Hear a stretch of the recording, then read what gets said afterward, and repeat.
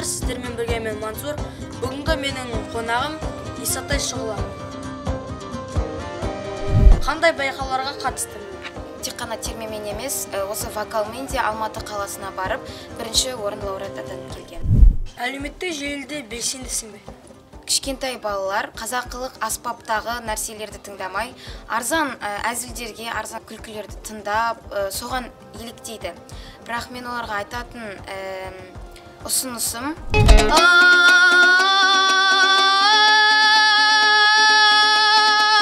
жайықтың бойы ең жайлау, жайықтың бойы ең жайлау, ежелден бабам жайлаған Исатай мен Махамбет. Ассаламу алейкум, құрметті көрермендер, сіздермен бірге мен Мансур. Балалай YouTube жобасына қош келдіңіздер. Бүгінгі менің қонағым Исатай Шұғыла. Сұхбатқа келісіп келгеніңе рахмет. Енді өзің жайлы таныстырып кетсең. Мен Исатай Шұғыла Мейрамқызы 2007 жылы Орал қаласында дүниеге келгенмін. 5 жасымнан бері ата-ана мені өнерге баулыды. 5 жасымда ең бірінші ұстазым Адема Хайролла қызы мен қолыма алғаш домбыра ұстатқан осы Адема Хайролла қызына мыңда бір алғыс айтамын.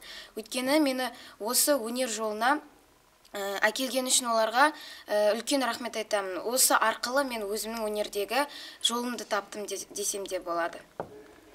Қай мектепте оқисың және де қандай басқа өнерлерің бар? Мен номер 46 жалпы орта білім беретін мектебінің 7-ші сынып оқушысымын. Ал осы домбыра классынан музыкальный мектептен номер 2-ші балалар саз мектебінде оқып бітіргенмін. 5 жасымнан 5 жыл қатыстым. Содан осы музыкалық мектепті бітіріп шықтым. Ал термеден басқа көптеген өнерлерім бар. Мысалға, мен мектепте шағын шығармалар жазамын, эссе, өлеңдер өзімнің ойымнан шыққан. Және де вокалмен өлеңдер айтамын. Осы Оралдың артистеріне еліктей отырып, мен олардан көптеген тәлім ала отырып, осындай менің жұлдыз болуыма әсер етіп жатырған кісілер. Қазір немен айналысып жатырсың?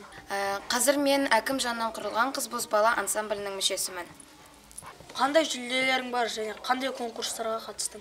Мен ең бірінші осы 6 жасымда Астана қаласына барып, Ақкөгершін байқауынан 3-ші орын лауреат атанып келгенмін. Және де ансамбльмен Астана қаласына барып 2-ші орын лауреат атанып келгенмін. Және де осы тек қана термемен емес, осы вокалмен де Алматы қаласына барып, 1-ші орын лауреат атанып келген. Және де тағы да көптеген жетістіктерім бар. Сенің осы өнеріңді мектепте ұстаздарың немесе сыныптастарың қалай қабылдайды? Менің ұстаздарым, достарым, сыныптастарым мені жақсы қабылдаған. Өйткені мен мектепте де шараларда белсене қатысып, мұғалімдердің айтқан екі етпей, солай мұғалімдердің де оқушылардың да жүрегін жаулап алдым. Өйткені кішкентай кезімнен бастап мектеп сахнасынан бастадым. Және де осы мектепке үлкен алғысым шексіз, өйткені менің өнерімді ары қарай дамытуға үлесін қосқан адамдар. Әлеуметтік желіде белсендісің бе? Я, белсендімін. Менің ойымша қазіргі кезде кішкентай балалар осы қазақи нақыштағы, қазақылық аспаптағы нәрселерді тыңдамай, арзан әзілдерге, арзан күлкілерді тыңдап, соған еліктейді. Бірақ мен оларға айтатын ұсынысым: тек қана оларды емес, осы өзіміздің қазақ екенімізді ұмытпай, осы қазақи нақыштағы аспаптарды, өлеңдерді қалай тартылуын, қалай орындалуын тыңдап көруге кеңес беремін. Қазір карантин кезінде көп шаралар, концерттер өтпей жатыр. Ал сендердің жұмыстарың қалай жүріп жатыр? Мен осы жастар мәдениет үйінде халыққа жақсы көңіл-күй сыйлап, осы концерттерге белсене қатысып, халыққа онлайн концертті ұсынып жатырмыз. Көптеген концерттер қазір түсіріліп жатыр да, және түсіріліп болды. Сол көптеген қаралымдар жинап, халыққа жақсы күшті көңіл-күй сыйлап жатырмыз. Қазір осы жерде менің көрермендеріме бір ән орындап бере аласың ба домбырамен? Я, жақсы.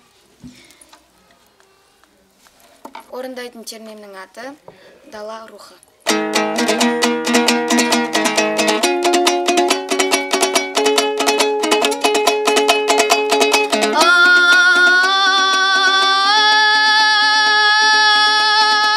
Жайықтың жайықтың бойы енжайлау, ежелден бабам жайлаған Исатай мен Махамбет, Құрманғазы Динамен толықсып жатыр айналам. Әбу Бәкір кердері Марабай жырау жырлаған, мұраға менің байдалам. Өсен тұнған жеріне, қасен тұнған еліне, құт қонған айдың көліне, дарған кие шөліне, құбыласы сайдалам. Ана тілің арың деп төрінен орын беретін, сөзіме егін теретін, даналыққа келгенде, даралыққа келгенде, саралыққа келгенде, жел маядай желетін, анаңда үлгі беретін, атаңда үлгі беретін, байрағым сенсің зейнетім. Жасай бер мәңгі байдалам, айда еу, айда еу, айда еу. Рахмет көп осы сұхбатқа келісіп, осында арнайы келгеніңе. Саған шығармашылық табыс тілеймін. Тек қана алға, биіктерден көріне бер. Саған да рахмет. Осы YouTube каналында, Instagram желісінде оқырмандарың көбейе берсін. Саған да тек алға. Бүгінгі Шұғыламен сұхбатымыз бітті. Келесі кездескенше аман сау болыңыздар.